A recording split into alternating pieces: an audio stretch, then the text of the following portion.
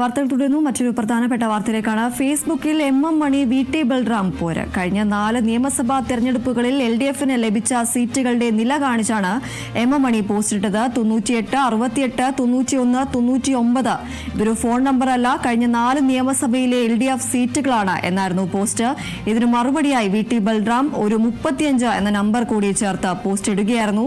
തൽക്കാലം ഇതൊരു ഫോൺ നമ്പറാണ്, കുറച്ചു കഴിഞ്ഞാൽ മാറ്റത്തിന്റെയും മാന്ത്രിക സംഖ്യയും എന്നാണ് VT ബൽറാമിന്റെ പോസ്റ്റ്. ഇതിന് മറുപോസ്റ്റിൽ എം മണി മറുപടി നൽകുകയുണ്ടായി. 24, 38, 22, 21. ഇതൊരു ഫാൻസി നമ്പർ. കഴിഞ്ഞ 4 തെരഞ്ഞെടുപ്പുകളിൽ 140 കോൺഗ്രസിന് നില എന്ന പോസ്റ്റാണ് മണി പങ്കുവച്ചത്.